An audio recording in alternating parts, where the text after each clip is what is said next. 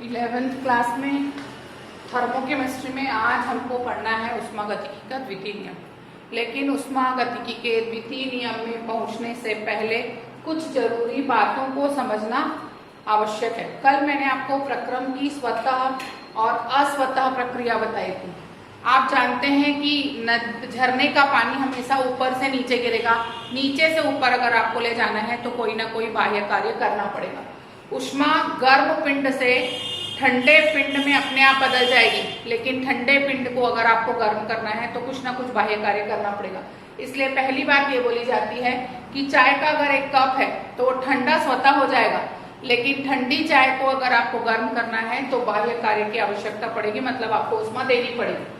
दूसरा पॉइंट आता है कि जितने भी अनुक्रमणीय प्रक्रम इस ब्रह्मांड में हो रहे हैं सबके सब स्वतः हो रहे हैं। कोई भी अनुक्रमणीय प्रक्रम जो ब्रह्मांड में हो रहा है वो पूरा का पूरा स्वतः है। कोई भी ऐसी मशीन बनाना संभव नहीं है जो कार्य को पूर्ण रूप से ऊर्जा में और ऊर्जा को पूर्ण रूप से कार्य में बदल सके। मतलब कुछ ना कुछ ऊर्जा की क्षति द्रव्यमान के रूप में या ऊष्मा के रूप में होगी ही।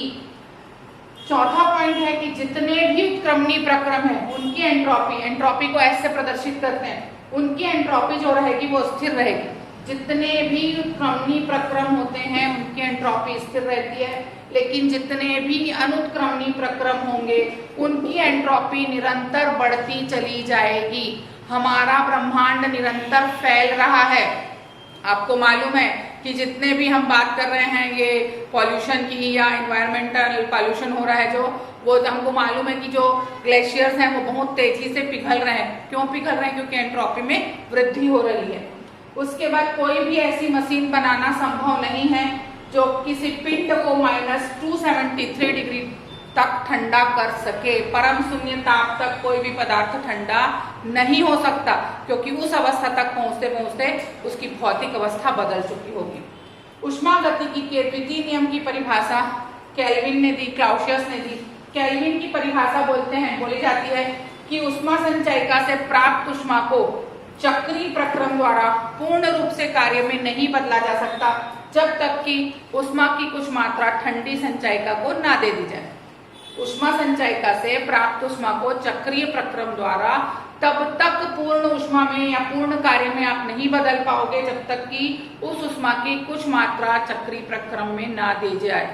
क्लाउसियस की परिभाषा बोली जाती है कि कोई भी कृष्ण पिंड जो पूर्णतः गर्म है उससे ऊष्मा को जब हम ठंडे पिंड में स्थानांतरित करते हैं तो वो तभी संभव है जब ऊष्मा की कुछ मात्रा की क्षति हो जाए, तभी वो संभव है। तो ये द्वितीय नियम है। द्वितीय नियम की परिभाषा के बाद एक शब्द आ गया एंट्रोपी।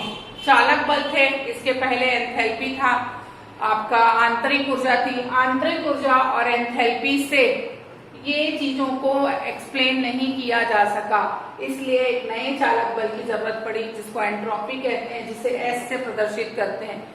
किसी भी तंत्र की यादृच्छिकता या अव्यवस्था या रैंडमनेस की माप को उसकी एंट्रोपी कहा जाता है। किसी तंत्र की अव्यवस्था की माप ही उसकी एंट्रोपी कहलाती है। अव्यवस्था मतलब इधर उधर बिखरा होना। जैसे एक एग्जांपल देती हूँ, आपने आज एक नई बुक खरीदी, जब तक आप उस बुक की पेज को पलटे नहीं है या यूज नहीं किए हैं उसके पूरे पेज बिल्कुल लाइन अप है। फिर जब आपने उस बुक को यूज करना शुरू किया, पहले बिल्कुल इस तरह से लाइन से जमे हुए थे। जैसे ही यूज करना शुरू किया कुछ पेज आपके ऐसे हो गए, और जब ज्यादा यूज करना शुरू किया तो वो थोड़े से और एट रैंडम हो गए और इधर उधर निकलने लगे। तो उसकी एंट्रोपी में निरंतर वृद्धि हुई है। उसी तरह से हम अगर भौतिक अवस्था के आधार पर भी एंट्रोपी को समझना चाहें तो ये ठोस है, ये द्रव है, ये गैस है। ठोस के अणुओं के मध्य अंतरायनिक आकर्षण बल बहुत प्रबल होने के कारण वो अणु मजबूती से आपस में जुड़े रहते हैं और उनमें अव्यवस्था की माप बहुत कम होती है, अतः उनकी एंट्रोपी सबसे कम होती है। हम यहाँ पे एग्जाम्पल भी दे सकते हैं, जैसे कैल्शियम कार्बोनेट ले लीजिए, ये सॉलिड है ना। द्रव के रूप में आप जल ले लीजिए या कोई भी विलयन ले लीजिए, NaOH का विलयन ले लीजिए, NaOH एक्वस। अब देखिए जब द्रव है तो उनके मध्य अंतरायनिक आकर्षण बल थोड़ा सा कम है, इसलिए जो उनकी एंट्रोपी होगी ठोस की तुलना में थोड़ी ज्यादा होगी।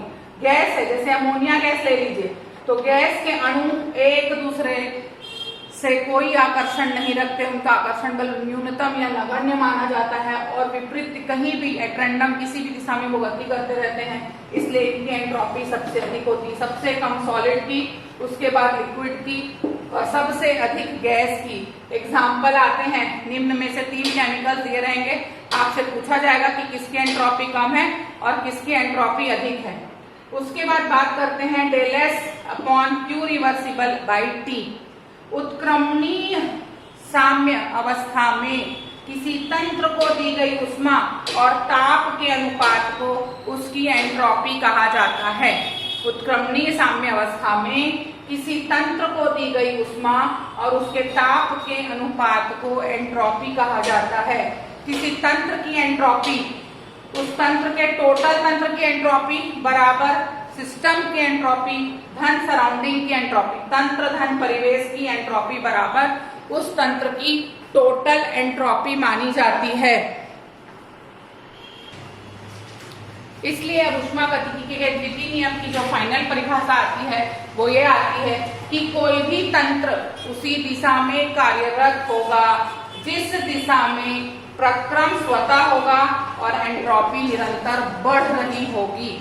ऊष्मागतिकी के द्वितीय नियम में कोई भी तंत्र, ब्रह्मांड का कोई भी प्रक्रम या तंत्र उसी दिशा में बढ़ेगा जहां प्रक्रम स्वतः हो रहा होगा और एंट्रोपी जो है वो बढ़ रही होगी, वही होगा, उसके अलावा नहीं हो पाएगा। आगे की बात करते हैं हम प्रावस्था संक्रमण। किसी तंत्र को एक अवस्था से दूसरी अवस्था में बदलना प्रावस्था संक्रमण कहलाता है। ये हम कल एंथैल्पी में पढ़े थे, आज एंट्रोपी में पढ़ेंगे। गलन की एंट्रोपी। गलन की एंट्रोपी की परिभाषा करने से पहले आपको एक बात अच्छे से पता होनी चाहिए कि वह ताप जिस पर कोई पदार्थ गलता है उसे उसका गलनांक कहते हैं और इस समय में वो लिक्विड और सॉलिड के मध्य एक साम्य अवस्था उपस्थित रखेगा।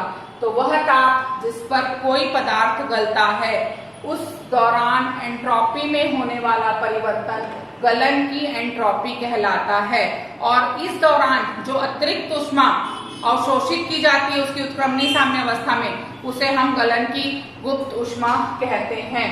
तो SL एंट्रोपी की, लिक्विड अवस्था की एंट्रोपी ऋण सॉलिड अवस्था की एंट्रोपी बराबर गलन की entropy del S fusion is equal to हम लिखते हैं क्यू रिवर्सिबल अपॉन टी। उत्क्रमणीय अवस्था में दी गई स्थिर ताप पर ऊष्मा, उसी के बाद इसको चेंज करते हैं, जो क्यू रिवर्सिबल है वो एंथैल्पी हो गया, तो del S fusion is equal to del H F. जब क्यू स्थिर दाब पर होता है तो वो डेल एच हो जाता है। Del S fusion is equal to del H F upon T M melting point. उसके बाद बात करते हैं वाष्पन की एंट्रोपी। वह ताप जिस पर कोई पदार्थ उबलता है या वाष्पित होता है उसे उसके क्वथनांक के नाम से जाना जाता है।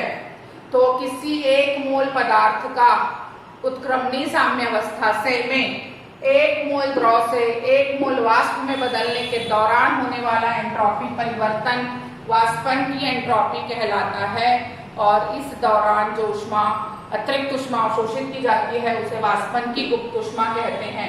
यदि गुप्त ऊष्मा आपकी ग्राम मतलब दी गई है ग्राम वगैरह में तो आपको अणुभार से गुणा करना पड़ेगा और अगर किलो जूल वगैरह में दी है तो अणुभार से गुणा करने की जरूरत नहीं है। तो ये वाष्पन की एंट्रोपी ऋण द्रवण की एंट्रोपी बराबर वाष्पन की entropy Q reversible upon T. फिर से वही करेंगे, क्यू की जगह लाएंगे del H B upon T B. तो वाष्पन की एंट्रोपी बराबर वाष्पन की एंथैल्पी बटे क्वथनांक। ऊर्ध्वपातन की एंट्रोपी वह प्रक्रिया जिसमें कोई पदार्थ सीधे ठोस से बिना द्रव में बदले अपने आप को वाष्प में परिवर्तित कर दे उसे ऊर्ध्वपातन की एंट्रोपी के नाम से जाना जाता है। ऊर्ध्वपातन की एंट्रोपी को निकालने के लिए वही SV vapour minus solid is equal to del S of sublimation कहते हैं। फिर से ये लिखते क्यू रिवर्सिबल अपॉन टी और फिर लिख देंगे आप del S sublimation is equal to del X sublimation upon T B. ये पूरा प्रावस्था संक्रमण था जिसके एक एक अलग अलग क्वेश्चन 2-2 नंबर में या 3-3 नंबर में विथ न्यूमेरिकल्स आते हैं। न्यूमेरिकल्स आपको भेजे जाएंगे।